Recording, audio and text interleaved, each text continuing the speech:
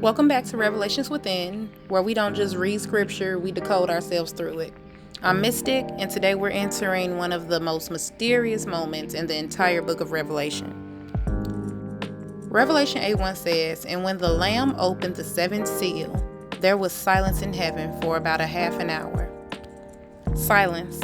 Not thunder, not trumpets, not chaos, just silence. And today we're going to dive deep into what that silence means, biblically, symbolically, spiritually, emotionally, and specifically for the awakening of the diaspora. Because this silence, this wasn't absence, this was alignment. Before we dive in, let's recap. In episode 1, we talked about awakening, coming home to yourself after a lifetime of spiritual programming. In episode 2, we explored the 7 churches and how each represents a level of personal transformation. Episode 3 examined the throat chakra and the sword and how truth cuts through illusions. Episode 4 revealed the spirit of Jezebel, not as a woman, but as a system that feeds off your unhealed wounds. Episode 5 brought us to shadow work and how your masks keep you trapped in survival identity. Episode 6 showed us how illusions fall apart when you're ready to meet your real self, even if it costs you relationships, family bonds, and comfort. And now, episode 7 brings us to the 7th seal, the moment the Lamb opens the gateway to full awakening. So who is the Lamb? Biblically, the Lamb is Jesus, the only one worthy to break open what humanity could not. But symbolically, the Lamb represents the awakened version of you. Truth, purity, inner authority, and divine consciousness entering a corrupt system. The Lamb is the part of you that refuses to be shaped by empire, the part of you that survives abuse, indoctrination, silencing, and erasure, yet still rises with spiritual clarity. The Lamb is the part of you that the world tried to kill, your intuition, your voice, your spiritual sight, but couldn't. That's why the Lamb opens the seals. Because awakening never comes from the systems that enslave you. It comes from within. Now let's get into the 7 seals. Here's the breakdown, biblically accurate, spiritually decoded, and awakened through the diaspora lens. The first seal is the white horse. Biblically, it's a rider with a bow and a crown, going out conquering. Symbolically, it represents false victory, illusions, and ego-driven identity. For the diaspora, it means the roles that were forced onto us. The strong black man or woman, the provider, the survivor. This is where we learn to lead without being allowed to rest. The second seal is the red horse. Biblically, it represents war and violence. Symbolically, it's internal conflict, emotional warfare, and self-betrayal. For the diaspora, that means generational trauma, fight-or-flight living, emotional exhaustion passed down through our DNA. The third seal is the black horse. Biblically, this represents famine, scarcity, and imbalance. Symbolically, it represents survival mode, limitation mindsets, and lack mentality. Now, for the diaspora, this can look like economic deprivation, restricted access, and the making it work with nothing culture.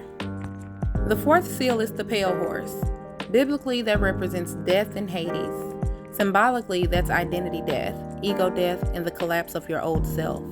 For the diaspora, this means the death of illusions, the end of identities we built to survive white supremacy and forced religion.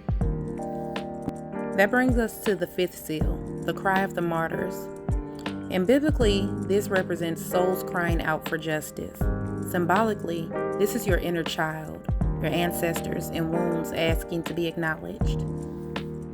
For the diaspora, this is the cries of our lineage, the pain that has never been validated or healed.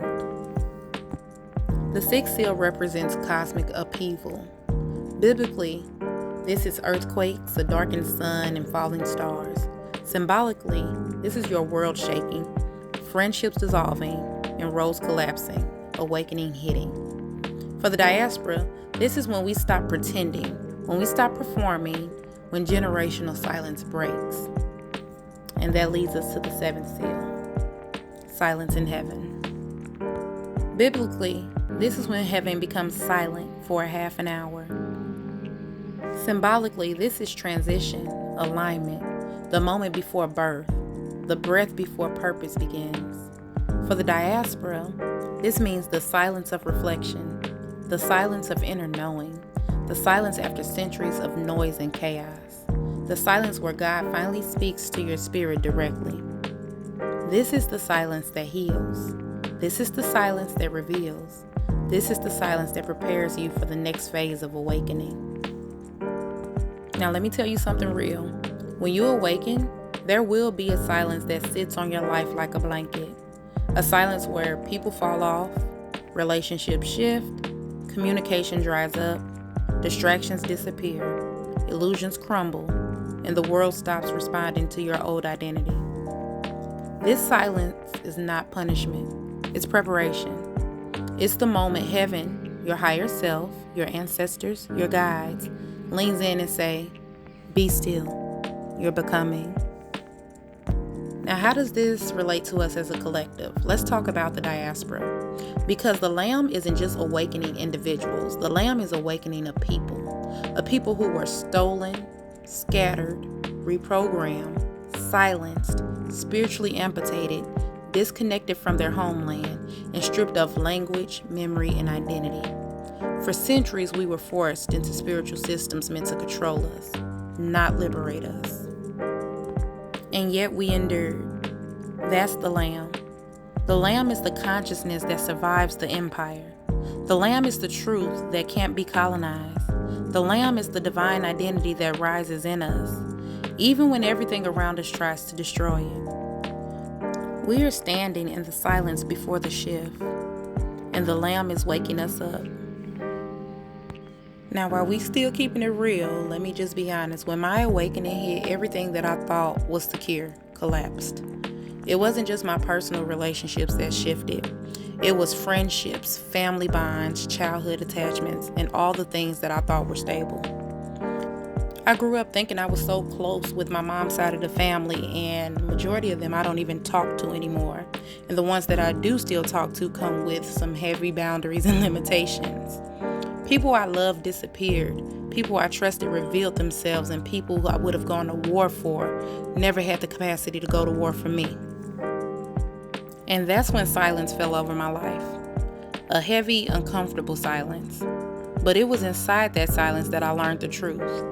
Some relationships survive your illusions, but can't survive your awakening. Some people love who you pretended to be, not who you really are. Some connections were only possible when you were disconnected from yourself. And when the real you showed up, they didn't know what to do with it. That silence broke me, but then it rebuilt me. It rebuilt me into the woman who enjoys the silence and the quiet and the peace of my own company. This is where I learned who I truly was outside of everyone else's opinions and attachments. And I started to reflect, so I'll share some questions with you. I want you to ask yourself, where in my life am I avoiding silence? What illusions are collapsing right now? Which seals have I already broken without realizing it? Where am I clinging to relationships the divine has already released? And what is my spirit trying to say that my ego keeps interrupting?